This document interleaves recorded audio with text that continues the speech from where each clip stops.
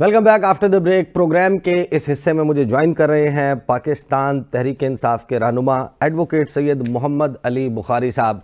अब इंट्रोडक्शन करवाते हुए मैं थोड़ा सा कंफ्यूज्ड हूँ। मैं इनको जीतने वाला कैंडिडेट करार दूँ, हारने वाला कैंडिडेट करार दूँ, इनका मौक़िफ़ सुनूँ, या इलेक्शन कमीशन ऑफ पाकिस्तान जो अब से कुछ वक्त पहले एक नोटिफिकेशन जारी कर चुका है, बावजूद इसके कि हल्का NA 48 इस्लामाबाद वहाँ पर स्टे मौजूद था। ये इलेक्शन, इससे पहले कि मैं बुखारी साहब के साथ गुफ्तगू करूँ, ये इलेक्शन वो इलेक्शन है 8 फरवरी का कि जिसमें तमाम अंदाज़े, तमाम कैलकुलेशंस बहुत हद तक गलत साबित हो गई। बड़े बड़े बुर्ज उलट गए, बड़ी बड़े सियासी खानवादों को धचके लगे हैं। ये वो इलेक्शन है कि जिसमें आज़ाद उम्मीदवारों ने बदतरीन हालात के बावजूद काया पलट दी, सियासी मैदान जंग में बड़े बड़े सूरमाओं को पछाड़ कर रख दिया। लेकिन उसके बाद जो कुछ हुआ वो भी आप सबको मालूम है। कुछ मुख्तलिफ किस्म के अब मैं आपको गुफ्तगू के हिस्से सुनवाना चाहता हूँ। मेहरबानो कुरैशी साहिबा क्या कह रही हैं, रेहाना इम्तियाज़ डार साहिबा क्या कह रही हैं, और जिनको सिंध असम्बली के लिए MPA डिक्लेयर भी कर दिया गया हाफिज़ नईम साहब, जमात इस्लामी के स्टॉलवॉट फ्रॉम कराची, वो क्या कह रहे हैं, जिससे आपको पता चलता है कि ये इलेक्शन पाकिस्तान की तारीख का शायद मुतनाज़ा तरीन इलेक्शन है। सुने ये लोग क्या कह रहे हैं। मुजाहिरा करना चाहिए, खासतौर पे मूसा गिलानी साहब को। वो मेरे मद्दे मुकाबिल हैं, वो जानते हैं कि अगर वो 7,000 से जीते हैं और 16,000 रिजेक्टेड है और ये फॉर्म 45 इसके बरक्स बात कर रहा है, तो सियासी पुख्तगी इसी में है कि आप दिल बड़ा करें और आप इसे कबूल कीजिए। आप फॉर्म 45 अपने सामने लेकर आएँ अगर आपके पास कोई फ़र्क नताइज है या आपकी कैलकुलेशंस फ़र्क है, और आप बड़े दिल का मुजाहिरा करते हुए अपनी हार कबूल कीजिए। सुबह रिजल्ट इन्होंने ख्वाजासों को जिता दिया और उन्हें, मैं गई थी, उस पुलिस ने मुझे धक्के दिए। आज भी मेरा बाजू देखो ऐसे है, दर्द हो रहा है। मुझे अंदर जाने नहीं दे रहे थे 47 फॉर्म लेने के लिए, क्योंकि उन्हें पता था मैं जीत चुकी हूँ। और सुबह देखते देखते रिजल्ट जो है उसके लिए मैं आई हूँ अपनी आवाम का, जिन्होंने मुझे इतना मेहनत दिया और मुझे जीत दिलवाई है, इसलिए मेरी शिकस्त को बदला, मैं वो का हक लेने आई। आजाद उम्मीदवार जो PTI के उनको मिले, और मैं इतना जर्फ रखता हूं कि मैं इस बात का ऐलान करता हूं कि PTI वहां पर उसका हिमायत याफ्ता आजाद कैंडिडेट जीता है और मैं इस सीट को अवेल नहीं करूंगा। क्या हम एक वोट भी इजाफी नहीं चाहते, हमें किसी लॉलीपॉप की जरूरत नहीं है, और हम एक वोट भी अपना किसी को देने के लिए तैयार नहीं है। हमें लोगों ने वोट डाले हैं, लोगों ने हमारे IDA को लिया है। अब पाकिस्तान में अगर धांधली की बात की जाए इलेक्शंस में, तो वो 3 किस्म की होती है। एक होती है प्री पोल, एक होती है पोलिंग डे, और एक फिर होती है पोस्ट पोल।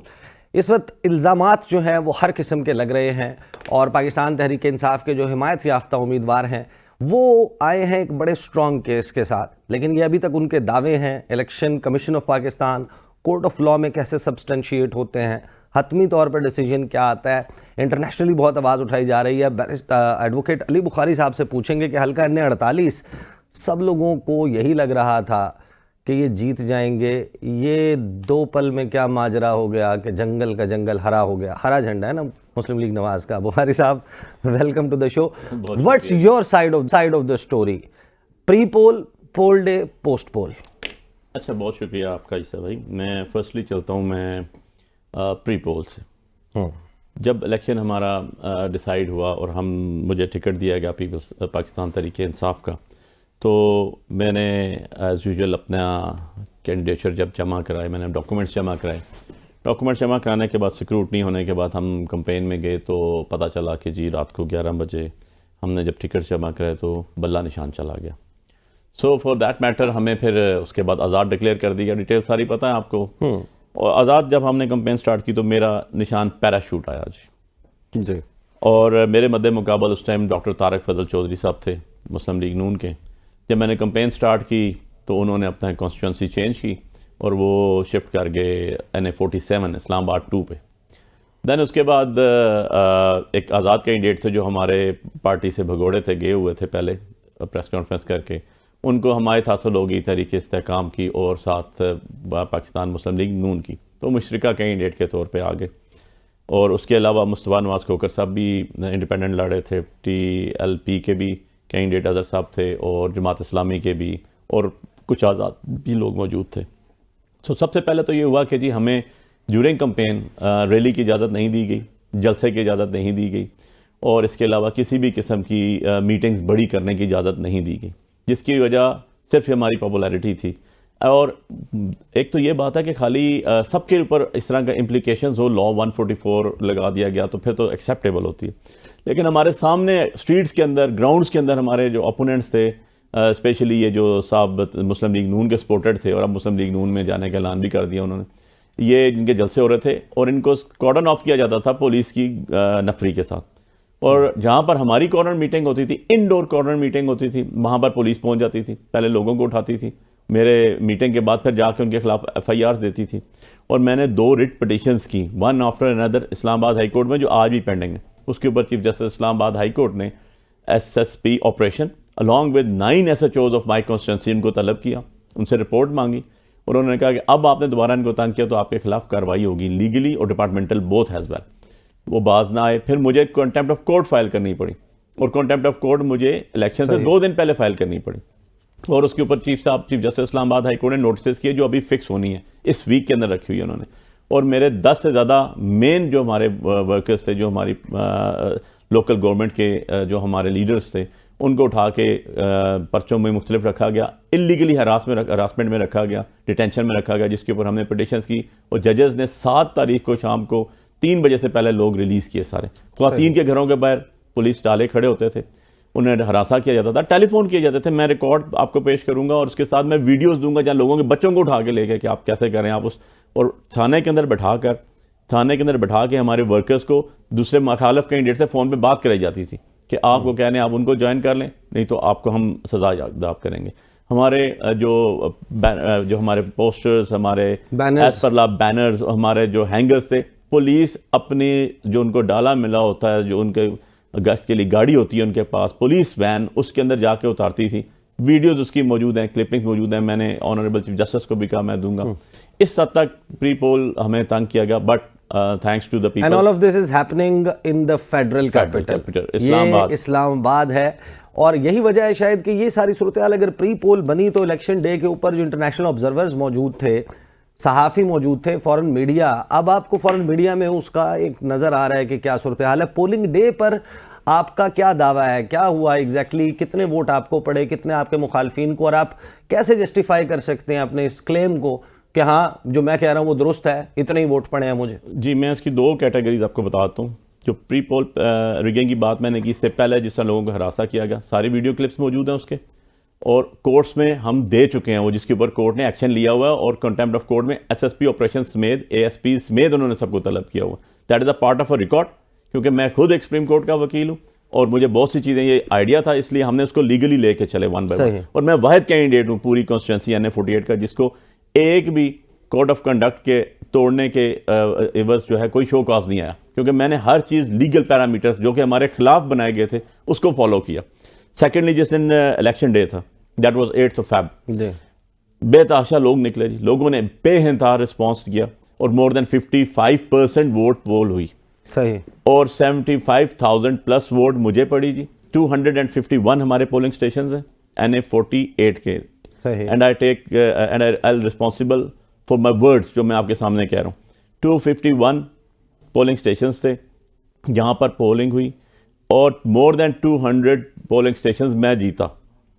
200 पोलिंग स्टेशंस मैं जीता जी। 200 से ज्यादा आप जीते? मैं जीता हूँ। इसके अलावा मुस्तफ़ा साहब थे, वो भी जीते, तरीके लबैक वाले थे कुछ, वो भी जीते। हर एक में या मैं फर्स्ट आया या मैं रनर अप आया। And the second thing is कि जो हमारा इसके ऊपर जो हमारे फॉर्म 45 थे, हमने लोगों को ट्रेन किया था, बाकायदा लोगों को ट्रेन करके बाकायदा उनको ट्रेनिंग करवाई थी मैंने। और हमारे इस कॉन्स्टिट्यूंसी में 204 से प्लस जो है हमारे वकला रहते हैं जो पिंडी इस्लामाबाद से थे, जो ऑल तरफ मेजॉरिटी थी जो मुझे सपोर्ट कर रही थी।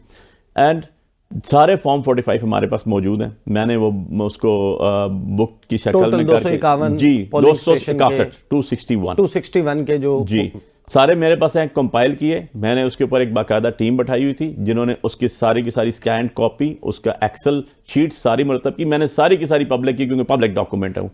और उसके तहत मेरी 75,000 प्लस वोट बनी। और जो मेरे काउंटर पार्ट थे जो दौड़ में ही नहीं थे, जो सेकंड आ रहे थे उस टाइम, वैसे तो थर्ड थे, आई डोंट नो सेकंड कैसे आ रहा था, उनकी 29,000 प्लस वोट्स थी, 29,000 और कुछ राउंड अबाउट 30,000, तो ऑलमोस्ट 46,000 प्लस मेरी लीड थी उस टाइम। 46,000 की जी, आपकी लीड थी। 46,000 से 47 और 46 के दरमियान 46,500 के करीब मेरी लीड थी। थर्ड नंबर पे मुस्तफ़ा नवाज खोकर साहब थे, जिनके साथ मेरा मुकाबला था इनिशियली, और उसके बाद तहरीक लब्बैक की 12,000 वोट थी, मुस्तफ़ा खोकर साहब की 19,000 के लगभग वोट बन रही थी। देन उसके बाद जमात इस्लामी कैंडिडेट थे और 2 आज़ाद कैंडिडेट उसके बाद आ रहे थे। अब ये फॉर्म 45 जो है, इसके ऊपर जितने हमारे पोलिंग एजेंट्स वहाँ बैठे हुए थे, मेरे पास 261 सारा कंपाइल रिकॉर्ड मौजूद है, और उसके ऊपर सारे के सारे जो आपके पोलिंग एजेंट्स थे, जितनी पार्टीज के थे, उनके साइन सिग्नेचर्स हैं, और जो प्रिजाइडिंग ऑफिसर है उसके साइन और थंब इंप्रेशन भी लगा हुआ।